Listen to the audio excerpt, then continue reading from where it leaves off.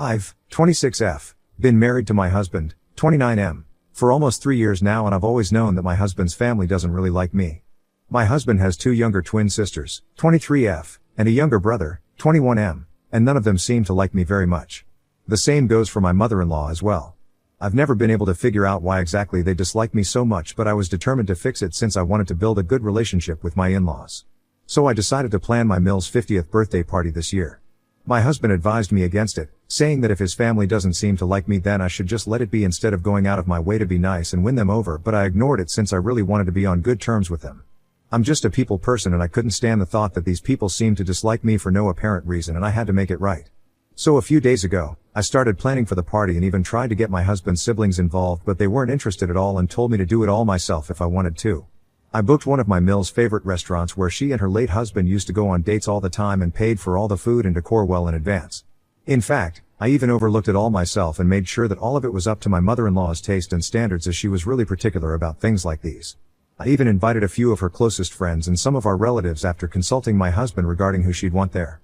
Basically, I paid for everything and planned it all out on my own with a little help from my husband, while her own kids did absolutely nothing to help and didn't even contribute financially. Yesterday, on the eve of her birthday, we visited her even though my husband didn't want to. Anyway, once we got there, we noticed that her other kids were already there and they looked pretty surprised to see us but didn't say anything. After a bit of small talk, I finally came to the point and told her that we'd be expecting her at the restaurant in the evening tomorrow since we had something planned for her. She smiled and thanked my husband for it, but he told her that it was all me and I was the one she should be thanking. Her face soured instantly and I was pretty confused for a second. I told her that I'd invited all her close friends and some of her family members, and I'd made sure that I picked out all her favorite food as well, in an attempt to get her to acknowledge my efforts. But a nasty look took over her face and she proceeded to say thanks in the most false sugar-coated tone before telling me that while she appreciated my efforts, she was sorry that I wouldn't be attending. I was shocked and asked her why, to which she replied that she wanted her 50th to be special, so she wanted it to be a family-only event, and while she did consider her friends as family, she didn't consider me family at all, so she'd appreciate it if I made myself scarce the next day. My husband and I looked shocked to the core, and I realized, in that moment, that he'd been right all along and I never should have put in any effort at all, since she was clearly never going to appreciate any of it ever. My husband's siblings, on the other hand, looked like they were going to burst out laughing any second, which is what pissed me off even more. So I got up, told her that she could go to hell, and if she dared to show up tomorrow then I'd have security escort her out. That wiped the smug looks off all their faces, and my mother-in-law told me that I was being cold and cruel, so I just laughed in her face and said that it was pretty rich coming from her. After a bit of back and forth where she tried to convince me that I was wrong, I told her that she didn't deserve anything nice and that my decision was final. She and her kids looked furious, and right before I left, she started crying, probably as a last-ditch effort to make me feel sorry, but I didn't care anymore. I was livid on the drive home and tried to cancel the reservation, but since it was too late, there was nothing I could do. My husband looked pretty uncomfortable about this whole thing but refused to make any comment apart from saying that I did the right thing, and then went out for a smoke once we got home, which was fine by me since he'd never been too expressive when it came to his family and preferred to stay out of these things, and moreover, I was the one who had ignored his advice, so it was nice of him to not rub it in my face. Anyway, since I'd already paid for the place and food, I decided to cancel all the invites, which was pretty last minute and ticked off a lot of the guests, but they were mostly my Mill's friends, so I didn't care. Instead, I called over some of my own friends to make it all worth it, since I was pretty annoyed about everything that had happened. My husband also joined in, and I also got him to invite a few of his friends so that we could party.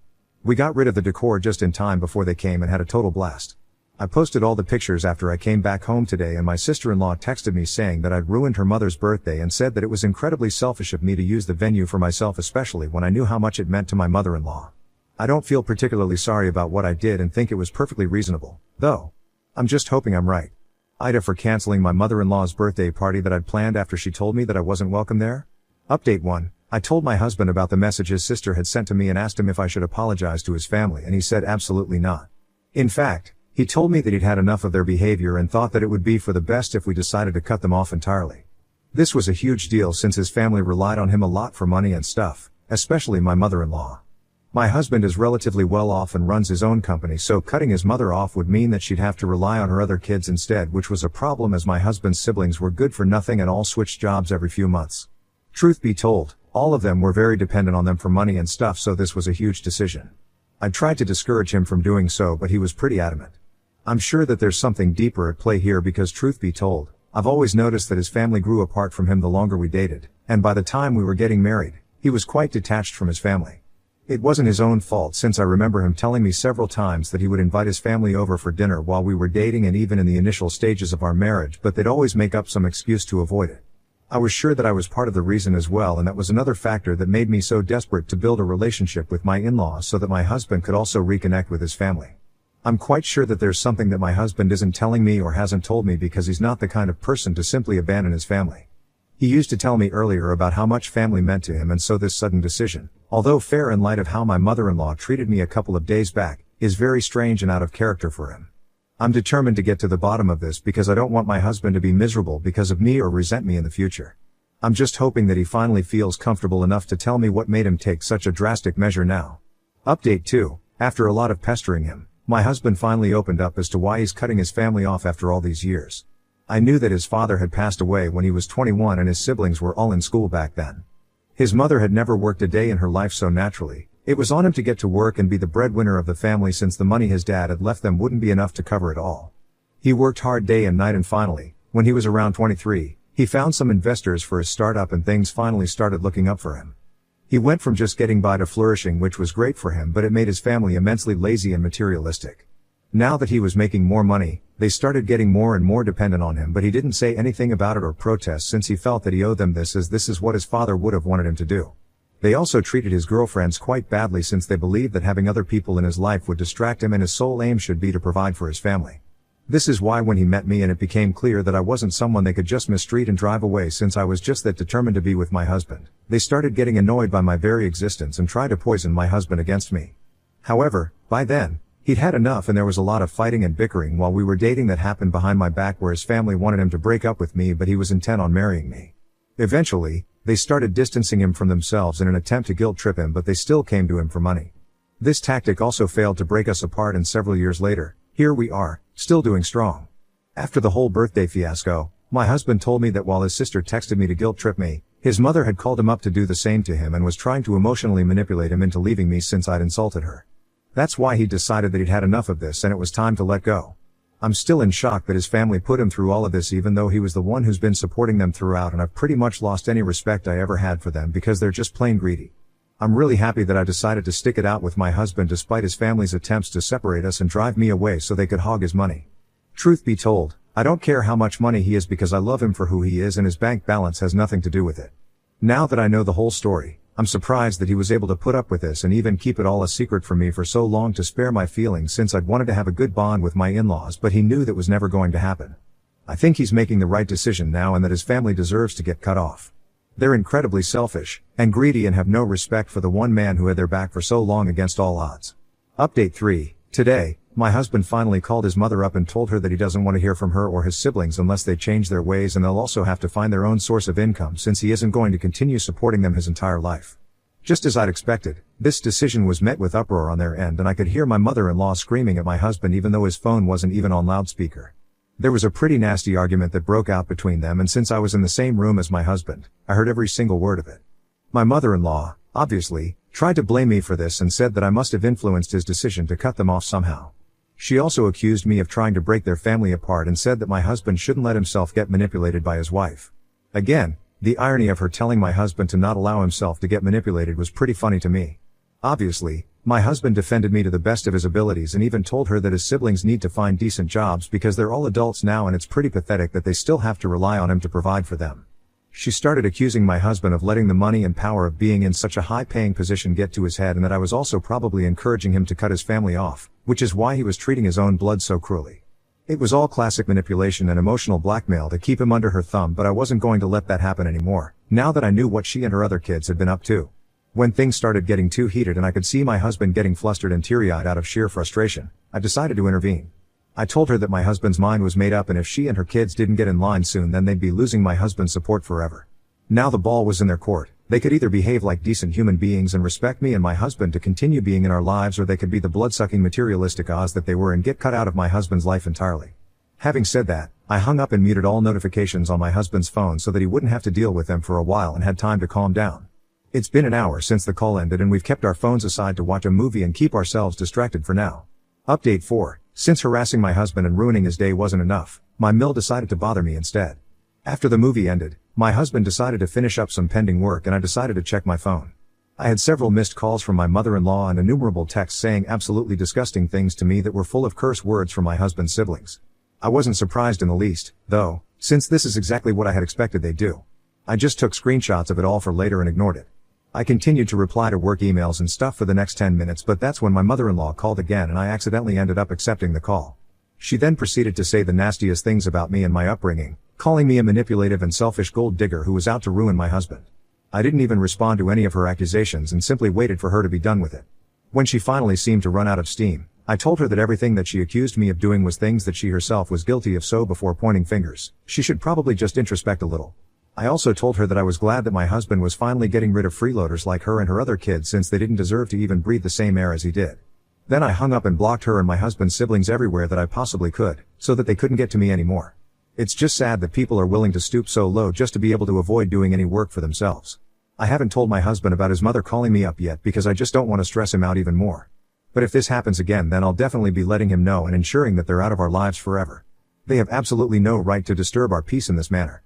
I don't know what they're going to do next, but I'm sure that my mother-in-law is definitely not going to stop until and unless we decide to take legal action against her or something. I'm praying that it doesn't have to come to that, since that'll be a huge ordeal for my husband emotionally, but if it does, I'm ready to make sure that we see it through. They're not messing with my husband anymore, that's for sure. Update 5. Almost 2 weeks have passed since the last update and so much has happened since then. After I blocked my mother-in-law, my husband and I had dinner and went off to sleep, hoping that there'd be some peace and quiet the next day. But the very next day, my mother-in-law showed up at our doorstep with her 3 grown children and demanded an explanation for everything that had been said and done so far. She looked pretty angry, and so did my husband's siblings, and I knew for a fact that this was going to be very stressful for my husband. I decided to stay in the room, despite their protestations, saying that I had no right to be there because this was a family issue and I'm not family. I let them know that they were intruding upon my privacy and were standing under my roof, so they had no right to tell me if I could stay or not. Then, they started verbally attacking my husband, bombarding him with accusations of being selfish and unreasonable, and even going to the extent of saying that he was abandoning his family just to keep his wife happy. My husband had stayed silent and was already looking pretty red in the face, so I knew that was my cue to take over, since my husband is a really sensitive man, especially when it comes to his family and loved ones. I knew that he wouldn't be able to fight them and defend himself against their false accusations and manipulation, because that's how soft-hearted and kind he was. And while they were just using him for his money, he genuinely and truly did love his family. So I told him to compose himself and told his family to leave because they were pissing me off, and more importantly, they were making my husband cry. My mother-in-law started arguing with me, saying that I don't get to push her around, especially in her son's house, and that she can stay for as long as she wants to. She still didn't stop speaking to my husband, even though he looked pretty upset with everything. It was disgusting to see that she couldn't care less about her own son's feelings, and what mattered to her most was the money. So she started telling him that she hadn't raised him like this and that she was disappointed that he was choosing his wife over his own family. His brother even said that the only duty he should be fulfilling was that of a son and a brother, since I was a gold digger anyway and didn't deserve to have a husband like him in the first place. That pissed me off and I lost my cool at that point. I snapped at him and told him exactly what I thought of the lot of them. They were all lazy, good-for-nothing idiots who were surviving solely on the kindness and generosity of my husband, since they themselves were incapable of doing anything for themselves. And that they were pretty much the definition of gold diggers. Moreover, not only were they hovering around my husband constantly for money, but they also had the audacity to be so ungrateful and target him after all that he's done for them. They were stunned into being silent, and I could see that they were struggling to fight back but had nothing to say. Taking advantage of that, I told them to get out before I reported them to the cops for showing up uninvited and then refusing to leave. So they left, but my mother-in-law still believed that she could convince my husband to choose them over me, so she said that his father would be disappointed had he been alive to witness the way they've been treated by their eldest son today. I thought it was really just low and disgusting to play that card constantly to emotionally blackmail my husband, and by the time they'd driven away, I could see that my husband was barely holding it together. He started sobbing uncontrollably as soon as they left, and I had to spend hours calming him down. I felt terrible about this whole thing and wished that I'd never tried to throw my mother-in-law a birthday party in the first place at all. But then again, that was what had led to this can of worms being opened, and I'm grateful that this happened sooner rather than later. Anyway, after his family left, I blocked them everywhere from his phone and social media as well, and made sure that they couldn't get to us online. After he had calmed down enough, I told him that it was about time that we started looking into lawyers, because I was sure this wouldn't be the last that we would be hearing from his mother and siblings. And he agreed with that, because as much as he hated to admit it, he was well aware that his family was willing to go to any lengths to get some money out of him. So we started looking for family lawyers, just to be on the safe side. And we were definitely right to have done that, because, within days of that fight, my mother-in-law sent us a legal notice demanding that he pay them an extravagant sum of money as compensation for stealing tons and tons of money from them after his father's death to start his business. It was appalling to me that she and her children were willing to lie about something so huge and defame my husband. He'd never taken a single dollar from whatever his father had left them, but had only used money that he'd earned himself. He was completely self-made, and even claiming such a thing was an insult to his integrity, and I was furious that they dared to propagate such a lie. And since my husband's company is a pretty big one, it got a lot of people talking as well, which did affect his business too, and that was dumb on their part. However, we were able to prove after almost 2 weeks that they were lying and not one word of their claims was true. So now, they're the ones who have to pay us a huge fine for trying to defame us and jeopardize my husband's career. Last I heard, my mother-in-law and her kids had been ostracized by the rest of the family because of their nasty little stunt. And all 3 of those lazy idiots are scrambling to find jobs so that they can pay the bills that my husband has been taking care of so far. I'm glad that this is happening to them because they totally and absolutely deserve this. We can finally move past this whole episode and forget about them altogether. My husband and I are a lot happier now, and I intend to keep it this way forever.